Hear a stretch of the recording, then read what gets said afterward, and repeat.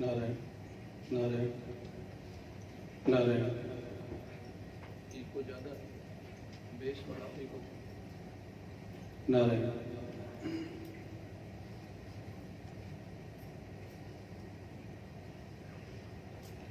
शांतं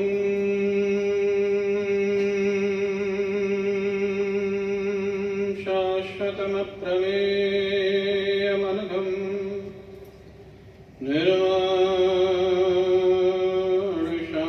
निर्वाणशान्तिप्रदं ब्रह्मा शम्भुफणीन्द्रसेव्यमनिशं वेदान्तवेद्यं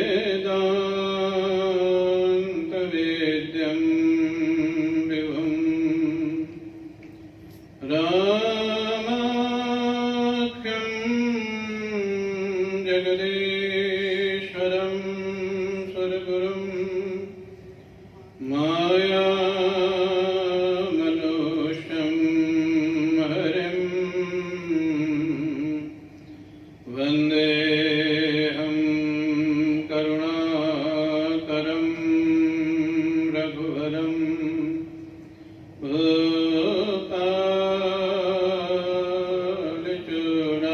भूपालचूडामणिं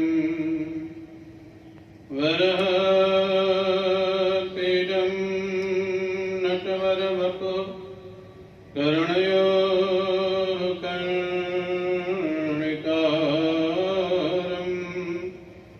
विव्रतवासः कनककपिशं वैजयन्तीं च मालां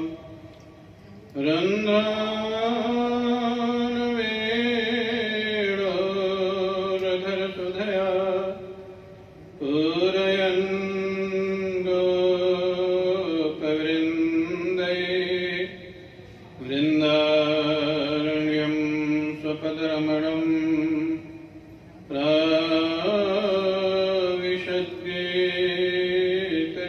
प्राविशद्गीतकीर्तिः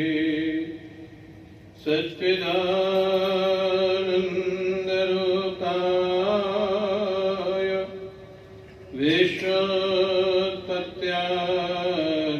विश्वोत्पत्त्यादिहेतवे तापत्रयविनाशाय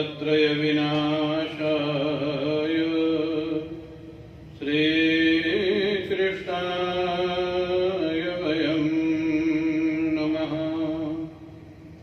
यं प्रव्रजन्तमनुपेतमपेतकृत्यं द्वैपायनो विरहकातरया जुहाव पुत्रेति तन्मयतया तरवोऽभिनेदु तं सर्वभूतहृदयं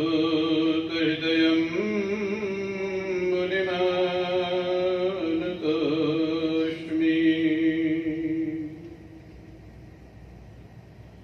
श्रीराम जय राम जय जय राम।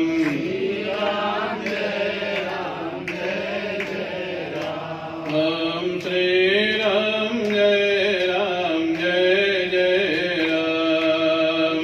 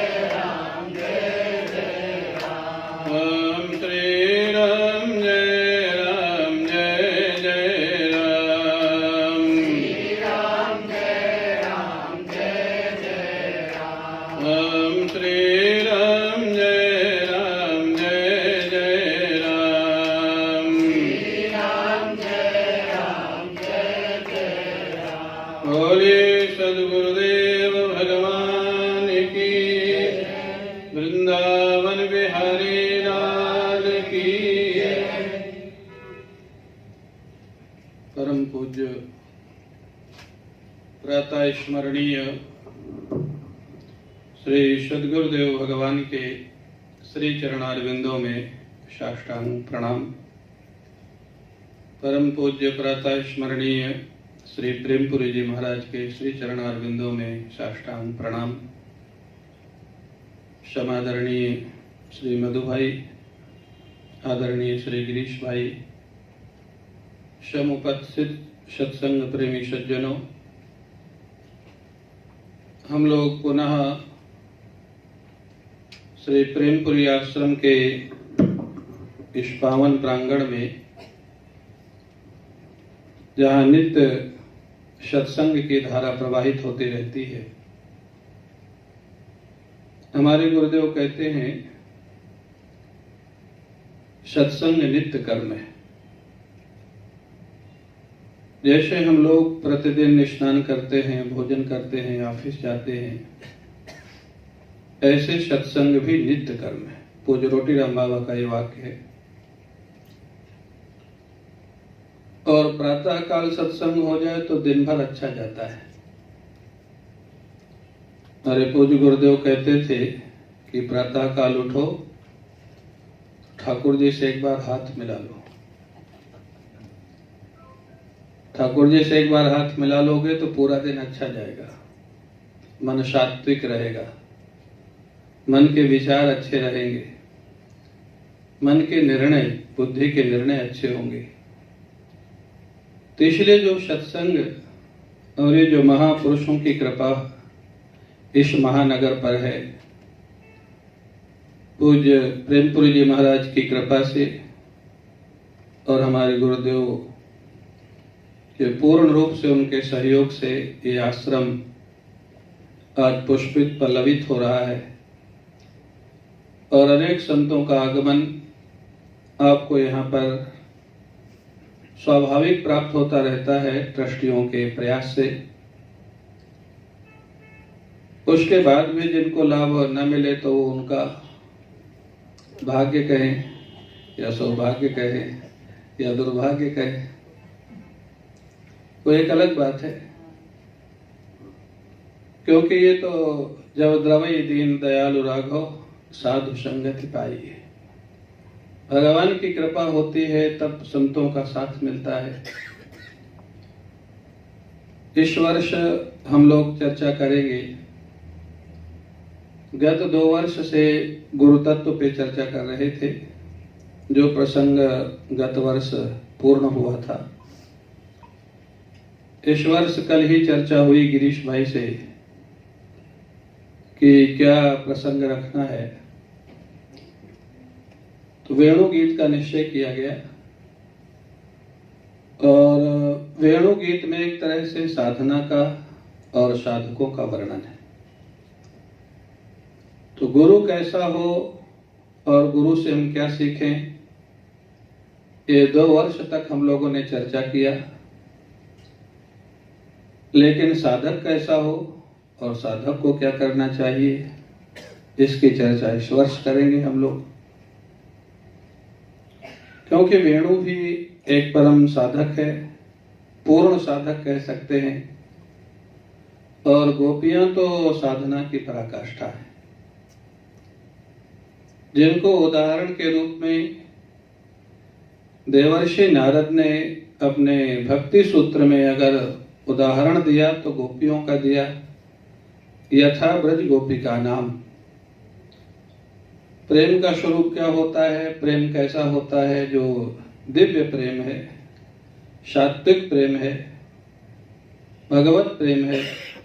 बोले वो देखना हो तो गोपियों को देखो, यथा ब्रज गोपिका नाम। उनकी चर्चा इस प्रसंग में है, वेणुगीत के प्रसंग में। और वेणुगीत महारास का प्रारंभ कहा जाता है।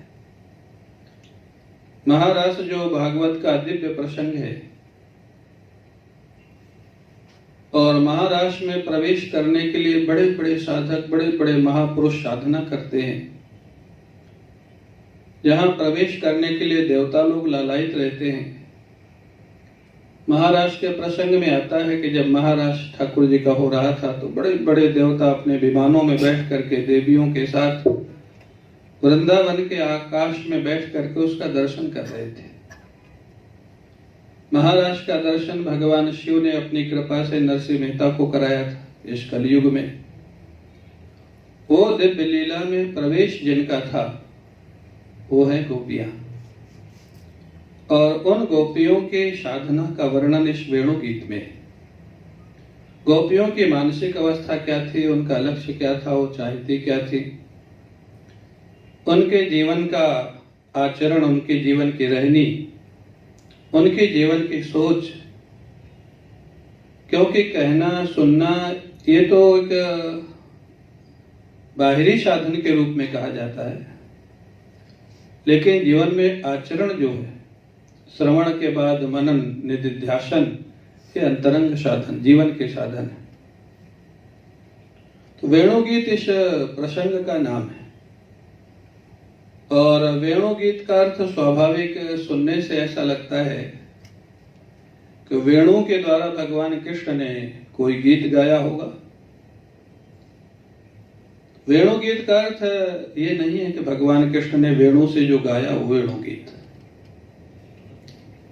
वेणुना गीतम वेणुगीतम इति न, श्री कृष्णेन वेणुना गीतम इति वेणुगीतम इत्यपि न, वेणुम उद्देश्य गोपीभिर यद गीतम तद वेणुगीतम।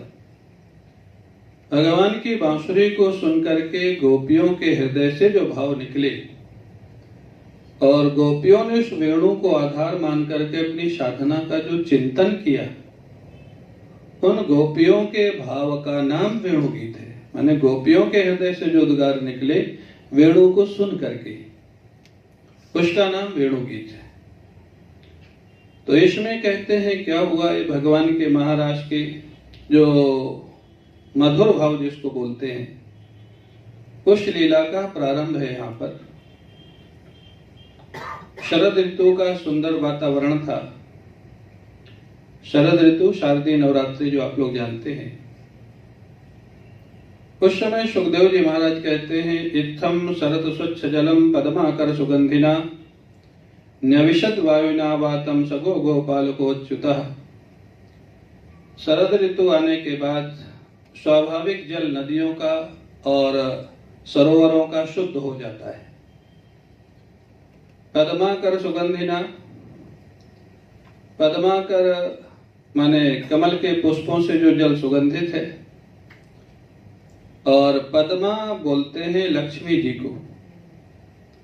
माने शरद ऋतु आने के बाद लक्ष्मी जी को मालूम था कि भगवान रास करेंगे आगे, तो मानो लक्ष्मी जी अपने पद्माकर, पद्मायाः करः पद्माकरः, लक्ष्मी जी का जो हस्त है, हाथ, बोले अपने हाथ से एक एक पुष्प को सजा रही थी, संवार रही थी। क्यों? क्योंकि भगवान लीला करने वाले हैं।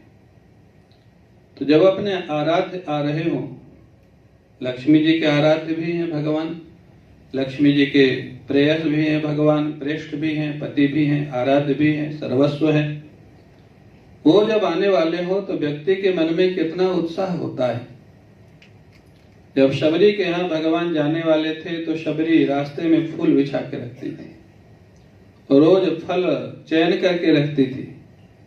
हमारे गुरुदेव के जीवन में देखा, जब किसी भक्त के यहाँ जाते थे लोग पुष्प बिछा के रखते थे, दीपक जला के रखते थे। इससे व्यक्ति के हृदय का उत्साह प्रकट होता है।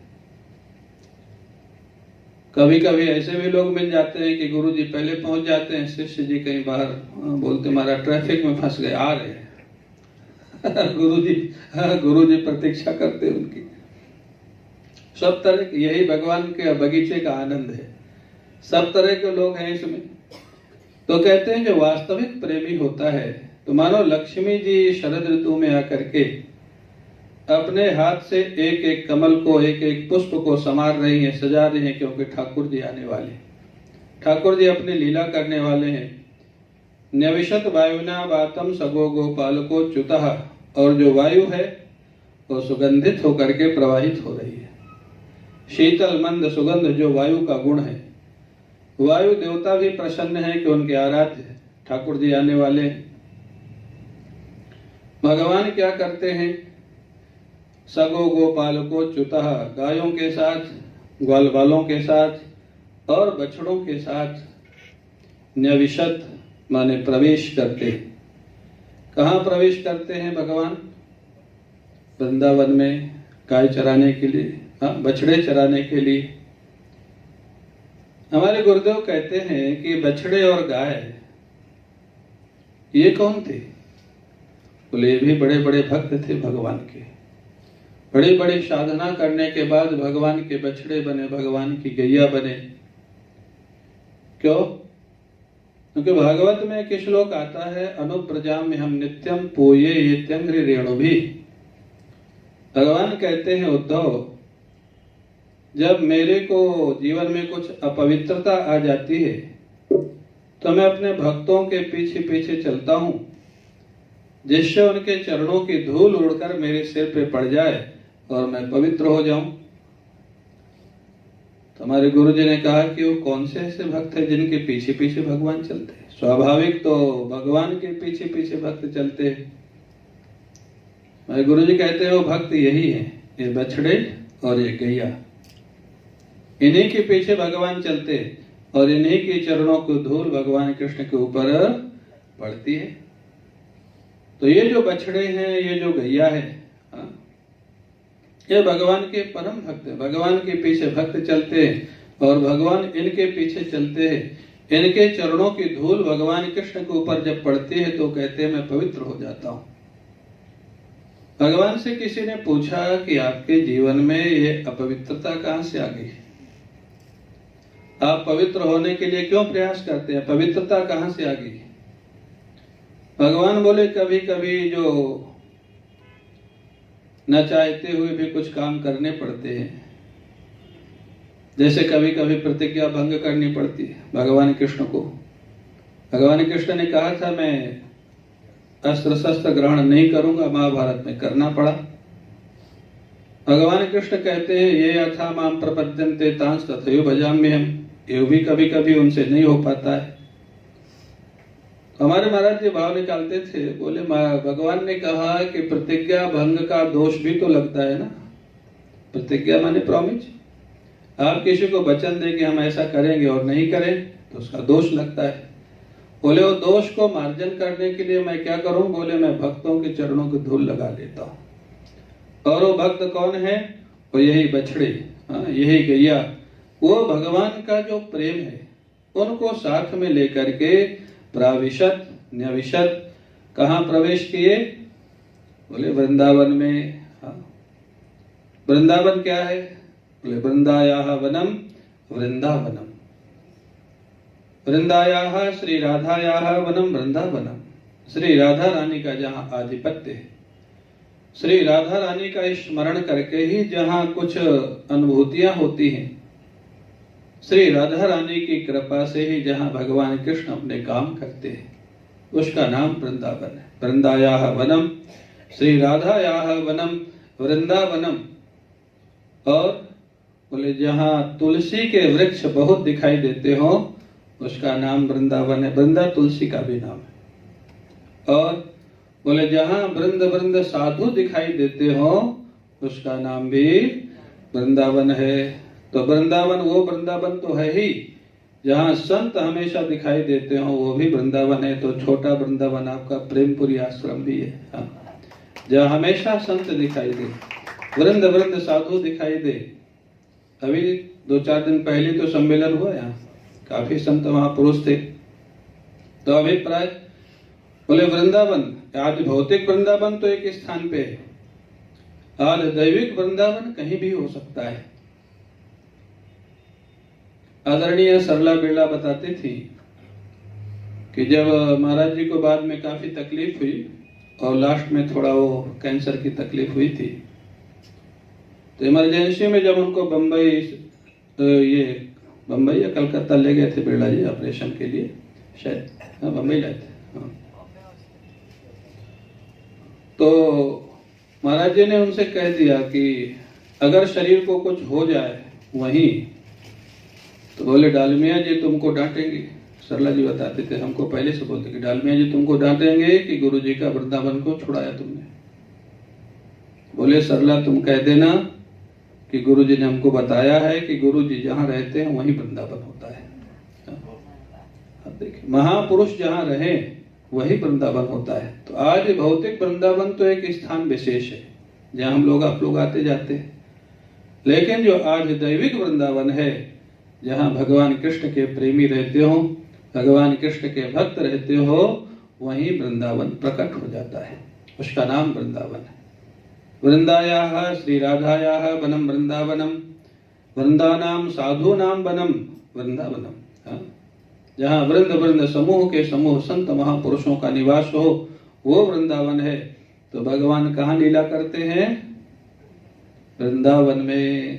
हाँ, तो वो वृंदावन में भी रहते हैं, और जहाँ संत रहते हैं वहां भी भगवान रहते हैं, वृंदावन। उसका नाम वृंदावन है। और किसके साथ रहते हैं? बोले ग्वाल बालों के साथ। ग्वाल बाल कौन है? जो निश्चल प्रेमी है भगवान के। हाँ, जहाँ सहजता है, सरलता है, जहाँ बनावट नहीं है, जहाँ मन बुद्धि मन वाणी कर्म में एकता है, वो ग्वाल बाल है। हाँ? क्या ग्वाल बाल हमेशा भगवान की स्तुति करते रहते थे क्या? क्यों भाई, आप कथा में क्या सुनते पढ़ते? हमेशा स्तुति प्रार्थना करते थे? नहीं, कभी उनकी सेवा भी करते थे, कभी झगड़ा भी करते थे, कभी उनका भोजन भी उठा के खा जाते थे, और कभी कभी लीला में श्री कृष्ण जब हार जाते थे तो श्री कृष्ण को घोड़ा भी बनाते थे। घोड़ा बना जानते हो? बंबई के लोग जानते पता नहीं। गांव में जो हार जाता था उसको घोड़ा बनना पड़ता था, और उसके ऊपर जीतने वाला बैठता था। भगवान कृष्ण को भी घोड़ा बनना पड़ता था। हाँ, श्री दामा मधुमंगल उनकी पीठ में बैठते थे, बोले ले चलो हार गए। उसका नाम ग्वाल बाल है। सहजता, सरलता, एक अपनापन, वो भगवान के प्रति हो जाए या भगवत प्राप्त महापुरुष के प्रति हो जाए। जैसे हमारे गुरुदेव पूज्य स्वामी अखंडानंद जी महाराज साक्षात भगवान के स्वरूप, भगवान के रूप में अनेक लोगों ने जिनको अनुभव किया है, ऐसे महापुरुष के प्रति प्रेम हो जाए या भगवान के प्रति हो जाए, दोनों एक ही बात है। भगवान उनके बीच में ही रहते हैं, उनके साथ ही रहते हैं, उनके बिना जाते भी नहीं है। भगवान को एक बार जब वनभोज करना था तो अकेले गए कि ग्वाल बालों को लेके गए? रोज ही लेके जाते थे, लेकिन उस दिन तो पहले दिन कह दिया था कि अब सब लोग अपना अपना बाल भोग बना के साथ में ले चलना, वही खाएंगे। और जब खाया तो बहुत मर्यादा के साथ खाया। क्या हा? हमारे गुरु जी कहते थे मर्यादावादी लोगों को बनारस में रहने दो, वृंदावन में नहीं चलता। जो बनारस के पंडित हैं, वैदिक पंडित हैं, वो तो मानेंगे नहीं कि भगवान दोनों हाथ से खा रहे थे। भगवान ग्वाल बालों का जूठा उठा के भी खा रहे थे। भागवत में लिखा है, जिसको देख करके ब्रह्मा जी को मोह हो गया कि कैसे भगवान तो मर्यादा की स्थापना करते हैं तो मर्यादा को तोड़ रहे, ये भगवान कैसे हो सकते? तो वो भगवान ग्वाल बालों के साथ सगो गोपाल को च्युतः अच्युतः न च्यवती अच्युतः। अच्युत शब्द जो है ना, जो अपनी निष्ठा से, अपने वचन से, जो कभी नीचे नहीं गिरता, कभी उसको छोड़ता नहीं है, और न च्यावयति इति अच्युतः, जो ना अपने भक्तों को गिरने देता है और ना स्वयं गिरता है, उसका नाम अच्युत। ऐसे अच्युत भगवान कृष्ण वृंदावन में प्रवेश करते हैं। क्या हो रहा था वहां? और कुसुमित बनराज सुष्म भृंग द्विजकुल कुष्ठ सरह सरिन महेंद्रम मधुपति रवगाह चार्यन गाह सह पशुपाल बलश्चुकूज वेणु। बोले बलराम जी महाराज साथ में है। बलराम जी को रोज साथ में ले जाते थे, लेकिन 2 दिन साथ में नहीं ले गए थे। मालूम है कब? अघासुर का जब उद्धार किया तब नहीं ले गए थे, और काली मर्दन जब किया तब नहीं ले गए थे बलराम जी को। काली मर्दन के पहले भागवत अगर आप ध्यान से पढ़ते होंगे, सुनते होंगे, तो धेनुकासुर उद्धार की कथा है। धेनुकासुर और धेनुकासुर मतलब वो गधे के रूप में जो रहता था, वो जंगल के फल ना खाता था, ना खाने देता था। तो हमारे गुरु जी कहते थे धेनुकासुर कौन है? जो पूरा जीवन कमाता रहे, ना खर्च करे, ना किसी को खर्च करने दे। उसका नाम धेनुकासुर है, ना खाता है, ना खाने देता है। तो उसको बलराम जी ने उसका उद्धार किया था। अब काली दमन उसके अगले दिन हुआ है। तो ये तो लिखा है कि काली दमन में भगवान कृष्ण अकेले गए, बलराम जी को नहीं ले गए। लेकिन ये नहीं लिखा है कि उनको रोका कैसे। जब रोज जाते थे, बड़े भाई थे, तो उनको मना कैसे कर सकते हैं कि आज आप मत जाइए। तो जीव गोस्वामी जी ने अपनी टीका में लिखा कि जिस दिन धेनुकासुर का उद्धार करके आए, लौट के घर रोज आते थे, तो कृष्ण बलराम अपने मैया से सब बताते थे आज क्या क्या हुआ। भगवान कृष्ण की योजना थी कि कल दाऊ दादा को नहीं ले चलना, क्योंकि कालीनाग को उद्धार करना। ये कहीं पक्षपात में बोल दिए कि मत मारो तो फिर रुकना पड़ेगा। तो लेकिन अब रोके कैसे? भगवान कृष्ण ने यशोदा मैया से बलराम जी के सामने बोल दिया, मैया मैया आज दाऊ दादा ने गधे को मार डाला है। अब किसी योद्धा को के लिए बोला जाए जो बहुत बड़ा बहादुर हो, योद्धा हो, कि इसने गधे को मार डाला है, तो उसकी प्रशंसा होगी कि निंदा होगी? वो तो उसकी निंदा है। अरे भाई, गधे को मारना तो कोई बहादुरी नहीं है। अब उसको ये भी कह सकते थे कि धेनुकासुर को मारा है, लेकिन जानबूझ के कह दिया है गधे को, गधे के रूप में रहता था, बोले गधे को मार डाला है। बलराम जी चिढ़ गए, बोले ऐसा बोलते हो, गधे को मार डाला, धेनुकासुर का उद्धार किया है, तो ऐसा बोलता नहीं जाऊंगा कल तुम्हारे साथ। मुस्कुराने लग गए, समझ गए काम तो हो गया, इसीलिए तो बोला था। बोले ठीक है, कोई बात नहीं, आगे से नहीं बोलूंगा। बोले कल तो जाऊंगा नहीं। बोले ठीक है, परसों से चलिएगा। तो अभिप्राय क्या है? ये भगवान कृष्ण का जो विलक्षण जीवन था, माने कैसे बलराम जी बड़े बन के क्यों आए थे? रामावतार में तो छोटे थे, लक्ष्मण जी बने थे। इस अवतार में बड़े बन के इसलिए आए थे कि भगवान कृष्ण को कोई परेशान करेगा तो मैं सुरक्षा करूंगा। रामावतार में राम जी को वनवास हो गया, लक्ष्मण जी नाराज हुए तो राम जी ने रोक दिया, नहीं बोल पाते थे, मर्यादा थी। इस अवतार में बड़े बन के आए थे कि कृष्ण भगवान की सुरक्षा करूंगा, सेवा करूंगा। लेकिन वास्तव में हुआ क्या? जो बलराम जी चाहते थे वो हुआ कि जो श्री कृष्ण चाहते थे वो हुआ? महाभारत में भी बलराम जी ने बहुत प्रयास किया कि युद्ध न हुए, नहीं रोक सके, तीर्थ यात्रा में चले गए। जब युद्ध का समापन का समय था, शायद 18वां दिन रहा होगा, जब दुर्योधन और भीमसेन का युद्ध होने वाला था, बलराम जी फिर आ गए कहीं से। और भागवत में वर्णन है, बलराम जी ने दोनों को बहुत समझाया। दुर्योधन उनका शिष्य है बलराम जी का। दुर्योधन ने गदा युद्ध बलराम जी से सीखा है, बहुत योग्य था गदा युद्ध में। तो बलराम जी ने दुर्योधन को समझाया कि तो बहुत योग्य है, मैं नहीं चाहता कि ये कला दुनिया से समाप्त हो। और भीमसेन को समझाया, तू ताकत में ज्यादा है, वो कला में ज्यादा है, तो तुम दोनों मत लड़ो, मैं चाहता हूं दोनों रहो। लेकिन दुर्योधन ने भी मना कर दिया। जब दुर्योधन उनके शिष्य ने मना कर दिया तो भीमसेन कहाँ मानने वाले हैं? उन्होंने भी मना कर दिया। वो फिर नाराज होके चले गए और फिर वो दुर्योधन मारा गया। तो गुरु जी ये भी कहते थे कि अगर बलराम जी के शिष्य उनकी बात नहीं माने, तो आज कोई शिष्य किसी की पूरी बात मानेगा? वो जरूरी शिष्य हो, बेटा हो, पुत्र हो, पत्नी हो, कोई भी हो। इसलिए सुखी रहना तो ये मान के चलो कि हमारी पूरी बात कोई मानने वाला, पहले से मान के चलोगे तो दुख नहीं होगा। हाँ? अगर ये मान के चलोगे कि सब मानेंगे तो फिर दुख होगा, क्योंकि मानेंगे तो है नहीं और कोई मानता भी नहीं है। हम कहते हैं हम ही नहीं मानते हैं दूसरे की पूरी बात, तो दूसरे से क्यों आशा रखें भाई? यहाँ जितने लोग बैठे हैं, कोई ऐसा व्यक्ति है जो किसी व्यक्ति की पूरी बात मानता हो? हाँ ना, तो बताओ। नहीं मानते। जब नहीं मानते तो आपकी पूरी बात कोई मानेगा, ये क्यों आशा पालते हो?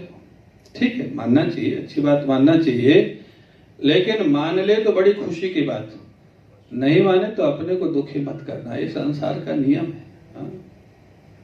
भगवान शंकर की पत्नी सती ने उनकी बात नहीं मानी, बलराम जी के शिष्य दुर्योधन ने उनकी बात नहीं मानी, भगवान के बेटों ने भगवान की बात नहीं मानी, तब इससे ज्यादा प्रमाण और क्या होगा?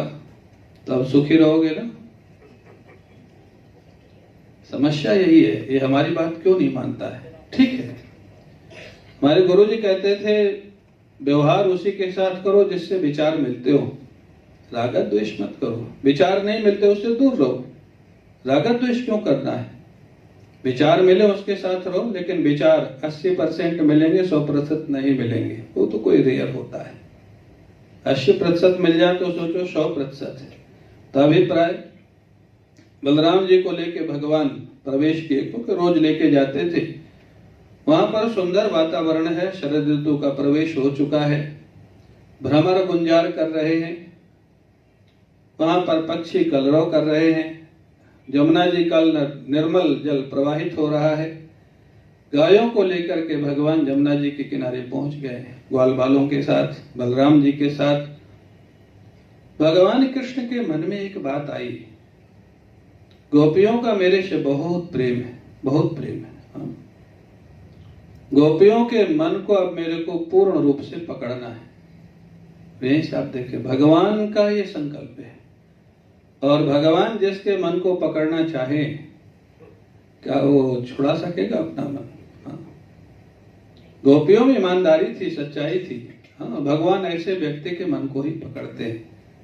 सुखदेव जी ने भी यही कहा, हाँ, परिनिष्ठितोपनिर्गुणे उत्तम श्लोक लीलया गृहीत चेता राजर्षे आख्यानम यदधीतवान। गोपियों की जो अवस्था थी वही भागवत में सुखदेव जी की अवस्था है। सुखदेव जी कहते हैं, मैं तो अद्वैत निष्ठा में हमेशा मस्त रहता था, लेकिन मेरे मन को श्री कृष्ण ने पकड़ लिया है। और अगर श्री कृष्ण आपके मन को पकड़ ले तो समस्या क्या है?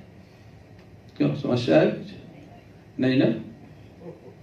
हमारे गुरु जी कभी कभी विनोद में बोलते थे कि जिस मन को हम लोग मिथ्या बोलते हैं, प्रकृति का परिणाम है मन, संकल्प विकल्पात्मको मनः। संकल्प विकल्पात्मक एक अंतःकरण का जो भाग है उसको हम लोग मन बोलते हैं, प्रकृति का परिणाम है, जिसको वेदांत की दृष्टि से मिथ्या कहा जाता है। तो हमारे गुरु जी कभी कभी विनोद में कटाक्ष करते थे, बोले जो मन तुम्हारी दृष्टि में मिथ्या है, उस मिथ्या मन को अगर श्री कृष्ण ले ले तो आपको आपत्ति क्या है? अगर आप अपने मिथ्या वस्तु भी भगवान को नहीं दे सकते हो तो फिर आप कैसे उदार हो? हाँ? मन तो मिथ्या है ना वेदांत की दृष्टि से। भाई सच्ची वस्तु मत दो तो मिथ्या तो दे दो। अगर आपसे कोई बोले स्वप्न का सोना हमको दे दो, तो दे दोगे कि नहीं दे दोगे? रियल का मत दो। स्वप्न की जो तिजोरी है, स्वप्न का जो सोना है, वो अगर कोई मांगे तो क्या समस्या देने में? हा? जिसको हम लोग रोज बोलते हैं ब्रह्म सत्यम जगन मिथ्या, तो जगन मिथ्या में मन भी मिथ्या है, बुद्धि भी मिथ्या है, चित्त भी मिथ्या, अहंकार भी मिथ्या है। उस मन को अगर कृष्ण को देना पड़े तो क्या समझ? यही भक्ति और ज्ञान का संबंध है जो हमारे गुरुदेव के जीवन में दिखाई देता था। प्राय जो भक्त होते हैं उनका दुराग्रह होता, हम ज्ञान नहीं सुनेंगे, वेदांत नहीं सुनेंगे। जो प्रायः वेदांत के पक्षपाती होते हैं वो कहते हैं माला नहीं जपेंगे, भगवान कृष्ण की पूजा नहीं करेंगे। तो वो एकांगी है। अगर दोनों का अगर मिलान नहीं होगा तो पूर्णता नहीं आएगी। हमारे गुरुदेव के जीवन में दोनों क्या संपूर्णता थी, सब कुछ था। हमारे साधु बेला जी के स्वामी जी का क्या नाम था, जो कुटस्थानंद जी महाराज, हमारे गुरु जी की श्रद्धांजलि में जब आए थे तो बहुत अच्छी बात उन्होंने कही। वो बोले कि अलग अलग क्षेत्र के प्रसिद्ध महापुरुष हमने बहुत देखे, कोई वैराग्य में पूर्ण है, कोई साधना में पूर्ण है, कोई ज्ञान में पूर्ण है, कोई भक्ति में पूर्ण है, कोई त्याग में पूर्ण है, लेकिन सारे गुणों का एक जगह अगर हमने देखा है तो पूज्य स्वामी अखंडानंद जी महाराज। सारे गुणों को, त्याग में, वैराग्य में, ज्ञान में, भक्ति में, व्यवहार में, व्यवहार भी महाराज जी से ज्यादा कौन समझता होगा? एक एक बात में।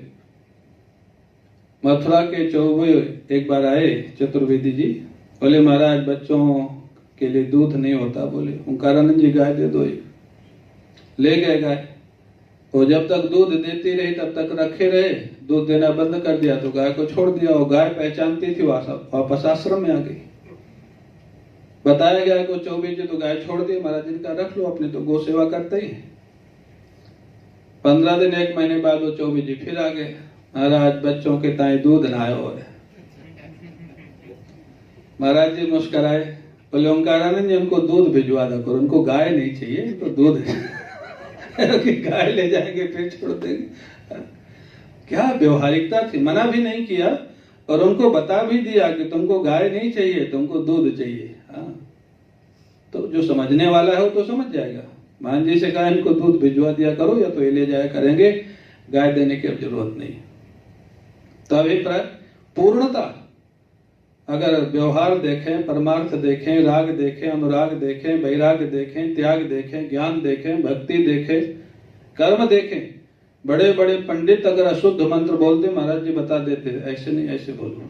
हाँ, क्या उनका जीवन था। तो स्वामी कुटस्थानंद जी महाराज ने कहा कि अगर एक जगह हमने संपूर्ण गुण देखे हैं, योग्यताएं देखी हैं तो पूज्य स्वामी अखंडानंद जी महाराज ने। अभिप्राय ऐसे पूर्ण पुरुष, तो कहते हैं ऐसे जो पूर्ण पुरुष हैं, जो महापुरुष हैं, उनके मन को ठाकुर जी ले लेते हैं, देना नहीं पड़ता है। गोपियों के मन के लिए भगवान ने संकल्प किया कि इनके मन को पूर्ण रूप से स्वीकार करना है। क्यों? गोपियां ईमानदार हैं। गोपियां भगवान कृष्ण के लिए ही उनका जीवन है। वो माखन निकालती थी किसके लिए? अपने लिए कि श्री कृष्ण के लिए? श्री कृष्ण के लिए। अगर वो घर को सजाती थी तो अपने लिए कि कृष्ण के लिए? कृष्ण के लिए। हाँ? उनका प्रत्येक कार्य माने पूजा करना भी पूजा है और भगवान के लिए कर्म करना भी पूजा है। हाँ? भगवान के उद्देश्य से जो काम किया जाता है, गुरु के उद्देश्य से जो काम किया जाता है, हमारे गुरु जी कहते थे गुरु सेवा का अर्थ खाली पैर दबाना नहीं है। अगर कोई अरबपति आदमी कहे जिसके बैक में पेन है, हाथ में पेन है, वो बोला महाराज हमसे पैर नहीं दबाया जाता। भाई तुम पैर क्यों दबाते हो? तुम्हारे पास पैसा है, तुम पैसे से सेवा करो। और कोई पहलवान व्यक्ति कहे मेरे पास तो पैसा नहीं, मैं सेवा कैसे करूं? तुम शरीर से सेवा करो। जिसमें जो योग्यता है उससे ठाकुर की और गुरु की सेवा करना का नाम सेवा है, वही प्रेम है। और सेवा करनी नहीं पड़ती है, सेवा होती है। जहां प्रेम होता है वहां सेवा किए बिना रहता नहीं। वो तो वर्णन ही है ना सेवक के लिए। जो इशारे अपने आप सेवा करे वो उत्तम सेवक, इशारे से सेवा करे मध्यम सेवक, कहने से सेवा करे तृतीय श्रेणी का, और कहने के बाद भी टालम टोल करे चौथे नंबर का, जिसको अधम सेवक कहा गया है। हाँ? तो अभिप्राय सेवा की नहीं जाती, सेवा होती है जहां प्रेम होता है। अभिप्राय तो कहते गोपियों का मन, भगवान ने संकल्प किया कि गोपियों के मन को मेरे को लेना है। मेरे गुरु जी कहते थे ऐसा मन हमारा आपका हो जाए तो हमारा आपका मन भी ठाकुर जी ले लेंगे। वो कहते थे जैसे गोपियों का मन भगवान चुरा के माखन चुरा के खाते थे, और हमारे आपके घर में जो माखन का भोग लगाते हैं वो कहने के बाद भी नहीं लेते। घंटी बजाते हैं, पर्दा लगाते हैं, प्रार्थना करते हैं, उसके बाद भी प्रसाद पूरे ही निकल आता है। ठीक है, भाव से भगवान स्वीकार कर लेते हैं, अलग बात है। लेकिन गोपियों का भाव से स्वीकार करते थे कि एक्चुअल में स्वीकार करते थे? हाँ, वो तो मटकी खाली हो जाती थी, वहां कोई भाव से थोड़ा स्वीकार करते थे। और गोपियां कौन सी आरती प्रार्थना करती थी तो भगवान आते थे? क्यों भाई? कौन सी प्रार्थना करती थी गोपियां? डंडा लेके बैठी रहती थी, आएगा तो आज पकड़ के मारेगी। हाँ? लेकिन फिर भी छिपा के चुरा के, क्यों? क्या भगवान माखन के भूखे थे? नहीं, गोपियों के प्रेम के, गोपियों के भाव के। हाँ? बहाना बना के घुस जाते थे, झूठ बोल के घुस जाते थे। और हम लोग तो सोने चांदी के बर्तनों में भोग लगाते हैं, फिर भी नहीं आते जल्दी।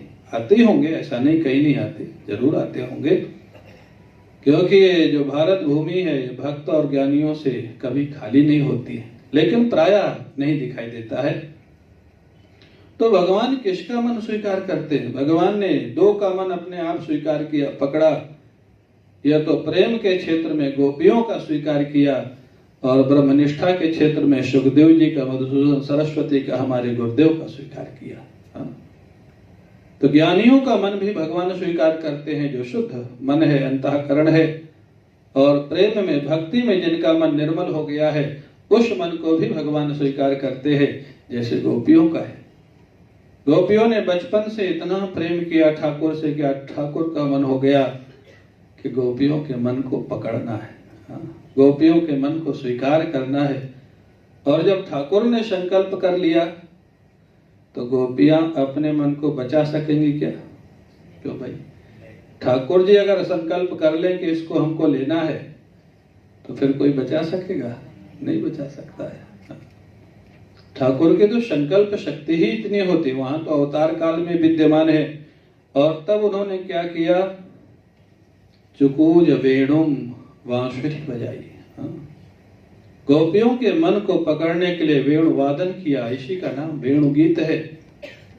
वेणु बजाई।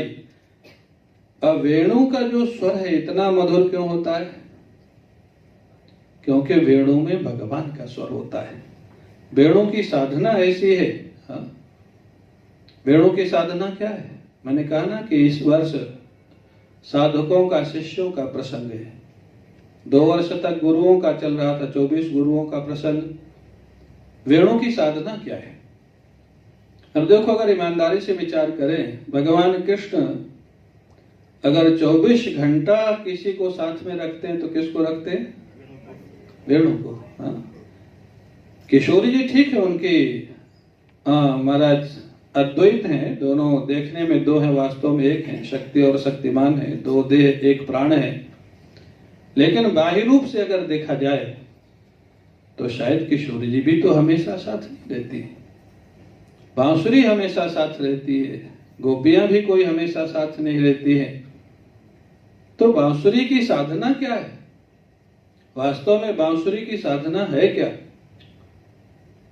हमारे गुरु जी कहते हैं कि विचार करो, बांसुरी बनती कैसे है? बांसुरी बांस से बनती है, और बांसुरी बनाने के लिए बांस को पहले क्या करना पड़ता है? जड़ से काटना पड़ता है। पहली शर्त यही है। वंश परिवार से अलग होना पड़ता है। अलग होने का अर्थ ये नहीं है कि तुम बंबई छोड़ के उत्तराखंड चले जाओ। अलग होने का बाहरी अर्थ वो है, आंतरिक अर्थ है कि आपकी जो ममता है, जो आसक्ति है, वो ये परिवारवाद, क्षेत्रवाद, जातिवाद में न रह जाए। वो वास्तविक असंगता है, वो अनासक्ति है। अब वहीं पर ये देखो भाई, प्रेम लक्षणा भक्ति का प्रसंग है।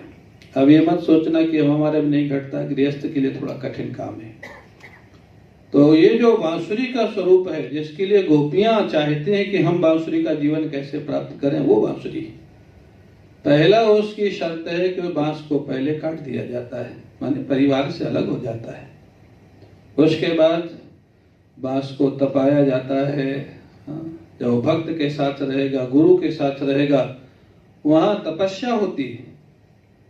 हमारे गुरुदेव ने कितनी साधना की। 4 पुरुष चरण गायत्री मंत्र के, श्री कृष्ण मंत्र का पुरुष चरण, बोले गंगा जी से जल भर करके सिर पे ला करके वहां सेवा करते थे। आजकल तो नल लगे हैं, हैंडपाइप भी खत्म हो गए, कुएं भी, अब तो नल सीधे लगे हुए। तो वो जो साधना की हुई है महापुरुषों के गुरु स्थान में। मैं भी जब पूज्य रोटीराम बाबा के यहाँ रहता था तो वहां कोई बाथरूम वगैरह नहीं थे, जंगल में जाना पड़ता था, और कुएं से पानी खींच के नहाना होता था। मिट्टी से बाल धोते थे हम लोग। भोजन भी अपने से बनाना, बर्तन भी अपने से धोना, भोजन के बर्तन और अपने बर्तन, लकड़ी इकट्ठा करना भोजन बनाने के लिए। ठीक है, वो 2 साल का ही समय था, ज्यादा नहीं था, लेकिन किया तो। वास्तव में क्या होता है? ये है तप, ये है साधना। बाबा कभी कभी विनोद में कहते थे, बोले थोड़े दिन तपस्या कर ले, फिर तेरे को स्वर्ग में भेज देंगे। स्वर्ग मतलब ऊपर वाला मत समझना। बोले सुख सुविधा में। बोले तेरा जीवन तो ऐसा है नहीं, तू ऐसे घर से आया, लेकिन अब यहाँ रहेगा तो करना पड़ेगा। थोड़े दिन कर ले बोले। फिर बाबा ने भेजा महाराज जी के पास, गुरुदेव के पास। तो अभिप्राय उसको तपाया जाता है। और जो तपने को तैयार नहीं है ठाकुर के लिए, हमारा लक्ष्य ठाकुर होना चाहिए। उसमें सुख मिले तो भी वाह वाह और दुख मिले तो भी वाह वाह, भोजन मिले तो भी वाह वाह और कभी भूखा रहना पड़े तो भी वाह वाह। ठाकुर के रास्ते में चलने में प्रत्येक क्रिया में आनंद आएगा। वास्तव में अगर प्रेमी है तो आएगा। आप उसको ऐसे सोच सकते हैं, जब आप अपने पुत्र से मिलने जाते हैं, बेटी से बेटा से मिलने विदेश जाते हैं, वहां कोई भी तकलीफ हो, तकलीफ लगती है क्या? नहीं लगती है, क्योंकि एक लक्ष्य है, एक उद्देश्य है। हमारा बेटा मिलेगा, बेटी मिलेगी, पत्नी मिलेगा, पति मिलेगा। हाँ? अच्छा, व्यापार के लिए जब किसी बहुत बड़े मिनिस्टर से मिलने जाते हैं तो वहां जब प्रतीक्षा करना पड़े, बैठना पड़े तो खराब लगता है कि उसको अच्छे लगता है? हाँ? और अगर महात्मा से मिलने जाओ 2 घंटा बैठना पड़े तो बाबा जी ऐसे ही चलते, बाद में आएंगे। हाँ? तो लक्ष्य डिपेंड करता है। हमारा अगर अच्छा उद्देश्य है, कुछ प्राप्त करने की हमको अभिलाषा है, तो उसका कोई भी कर्म अच्छा लगेगा। हनुमान जी महाराज राम जी के काम से गए, लंका में निशाचरों ने गालियां भी दी, चरण प्रहार भी किया, सुंदरकांड में आप पढ़ते। हाँ? लेकिन हनुमान जी को खराब लगा क्या? हनुमान जी मुस्कुरा रहे थे। हाँ? सम्मान मिले तो राम जी की कृपा और अपमान मिले तो राम जी की कृपा। हनुमान जी को कोई कष्ट नहीं हुआ। बांदरों ने पूछा लौटने के बाद, वो नीच निशाचर आपको चरण प्रहार कर रहे थे।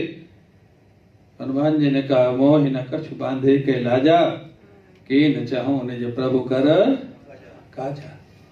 मैं अपने राम जी का काम करने गया था, कोई सम्मान मिले तो भी ठीक, अपमान मिले तो भी ठीक। तो बांसुरी को पहले काटा जाता है, फिर तपाया जाता है। तपाना माने तपस्या। और उसके बाद बांसुरी के अंदर अगर कुछ गांठ होती है, कुछ भरा होता है, तो उसको खाली किया जाता है। हाँ? खाली नहीं होगी तो भी नहीं बजेगी बांसुरी। खाली करना मतलब जब साधक गुरु के पास रहेगा, महापुरुष के पास रहेगा, तो उसके अंदर जो कमियां हैं उनको निकाला जाएगा। उसके अंदर जो दुनिया का राग द्वेष भरा है, मोह ममता भरी है, उसको निकाला जाएगा। कभी उसको अच्छा लगेगा, कभी खराब लगेगा, वो भी एक तपस्या है। लेकिन जब तक वो खाली नहीं होगा तब तक बांसुरी बनने वाला नहीं है। उसके बाद जब वो खाली हो जाएगा, उसके बाद उसमें छेद किए जाएंगे। हाँ? माने गुरु स्थान में रहते समय, गुरु के सानिध्य में रहते समय तुम बहुत अच्छा करोगे तो सब लोग अच्छा ही कहेंगे, ये भी आवश्यक नहीं है। क्षेत्रान्वेषण भी होगा। कोई बोलेगा बड़े विरक्त बनते हैं, कोई बोलेगा बड़े त्यागी बनते हैं। हाँ? त्याग वैराग्य में भी लोग कटाक्ष करते हैं। तो कटाक्ष तो होगा, भगवान कृष्ण के ऊपर हुआ, राम जी के ऊपर हुआ, संतों के ऊपर हुआ। अगर ये चारों सीढ़ी पार कर गए तब बांसुरी बन जाओगे। हाँ? तब भगवान कृष्ण अपने हाथ में तुमको उठा लेंगे और फिर तुम्हारे अंदर से जो स्वर निकलेगा वो स्वर तुम्हारा नहीं होगा, वो स्वर श्री कृष्ण का होगा। इसलिए इतना मधुर स्वर होता है बांसुरी का। हाँ? वो स्वर अपना नहीं होता है। हमारे गुरुदेव जब कभी कभी कई बार बोलते थे, लोग बोलते थे महाराज उस समय बोला था, उसके बाद याद नहीं। गुरुजी कहते थे बोलने वाला तो चला गया बोलने वाला जो आया था वो तो चला गया। महापुरुषों, और आप देखेंगे कई बार, और महापुरुषों का अनुभव होता है, मंच पर जब वो होते हैं तो उनका रूप आप अलग देखेंगे, और जब सामान्य जीवन में होते हैं तो अलग रूप देखेंगे। क्यों? उस समय ठाकुर जी उनके पास होते हैं उस समय कई बार। और बोलने वालों को भी अनुभव होता है, जो भगवान से जुड़े हुए हैं। वो ऐसा नहीं कि वो तैयार करके आते हैं, याद करके आते, याद करके लिख के जो लाते हो तो प्रोफेशनल होता है। वो स्वाभाविक ठीक है, आज इस विषय पे बोलना है, फिर जो आएगा। हाँ? पूज्य राम किंकर जी महाराज से भी लोग पूछते थे आप कैसे बोलते, हमको बताइए। वो बोले हम जैसे बोलते वो बताएंगे तो तुम मानोगे नहीं। बोले नहीं बताइए। बोले हम तो भगवान की रामायण का पाठ हो रोज करते थे, एक अलग बात है, लेकिन जिस विषय पे बोलना है वो तैयार करके कभी नहीं आते थे। बोले हम तो जाते हैं, भगवान की प्रार्थना करते हैं, जिस चौपाई के आधार पे बोलना उसका पाठ कर लेते हैं, उसके बाद फिर जो आता है वो बोलते रहते हैं। अगर अब तेरे को इस पे विश्वास हो तो तू भी कर। अरे महाराज ऐसे कैसे होगा, मंच पे जाके भूल गया तो बोले फिर तैयार करके जा। तो जो ईश्वर से जुड़ा हुआ व्यक्ति है वो बांसुरी बन जाता है। फिर वो बांसुरी नहीं बोलती है, वो फिर ठाकुर बोलते हैं। तो वेणु जो है, वेणु सबसे ज्यादा प्रिय क्यों है भगवान को? क्योंकि उसके अंदर अपना कुछ नहीं है। हाँ? हमारे गुरुजी कहते थे, बोले हमारे साथ में भी जितने सेवक हैं ना, उनके भी अपने अपने कुछ भक्त हैं। नाम लेके ही बोलते थे, बोले स्वामी विमलानंद जी कुछ भक्त हैं, स्वामी प्रबुद्धानंद जी कोई भक्त हैं, लेकिन बोलते थे स्वामी ओंकारानंद जी का अपना कोई भक्त नहीं है, उनके जो हमारे हैं वही उनके हैं। ये वास्तविक सेवा है, ये वास्तविक सेवा होती है जहां गुरु के जो है वो हमारे हैं और जो गुरु के नहीं है वो हमारे नहीं है। व्यक्तिगत सेवा अगर अपने लेने लग गए तो फिर वो गुरु की सेवा नहीं कर सकते। हमारे गुरु जी एक अपने सेवक को ये भी कहा, वो 2-4 लोगों को दीक्षा दे दिया, बोले अब तुम साथ में नहीं रहो तो ज्यादा अच्छा है, क्योंकि जब अब दोनों के शिष्य आएंगे, तुम्हारे आएंगे, हमारे भी आएंगे, फिर स्वाभाविक है तुम अपने शिष्यों को ज्यादा ध्यान दोगे, वो गड़बड़ होगा। बोले अब तुम अपना अलग कर लो। फिर वो अलग आश्रम में रहने लग गए। अभिप्राय क्या है? ये जो होता है, ये जो समर्पण, बांसुरी अगर बनना है तो बांसुरी के जो मूल सूत्र है उनको स्वीकार करना पड़ेगा। भगवान ने बांसुरी बजाई, और बांसुरी और क्या है? वेणु शब्द का अर्थ और क्या है? वम जो है ना, अमृत बीज है वम, और ई जो है वम ब्रह्मानंदम, ई विषयानंदम, तौ अणु यस्मात्। बोले जिस बांसुरी को सुन करके ब्रह्मानंद छोड़ करके ऋषि मुनि सुनने लग जाए, और जिस बांसुरी को सुन करके विषयानंद छोड़ करके संसारी लोग सुनने लग जाए, उसका नाम है वेणु, उसका नाम है बांसुरी। वो बांसुरी भगवान ने बजाई, किस लिए बजाई? किस लिए बजाई? गोपियों के लिए। हाँ, गोपियों के मन को पकड़ने के लिए, गोपियों के अपने तरफ बुलाने के लिए संकल्प किया। कितनी सौभाग्यशाली थी गोपियां। हाँ, हम लोग प्रयास करते हैं कि भगवान हमको दर्शन दे दें, भगवान स्वप्न दे दें, या चलो भक्त लोग ये प्रयास करते हैं, सकाम लोग प्रयास करते हैं हमको बेटा दे दें, हमारे व्यापार बढ़ा दें, लेकिन भगवान जल्दी आते नहीं सामने।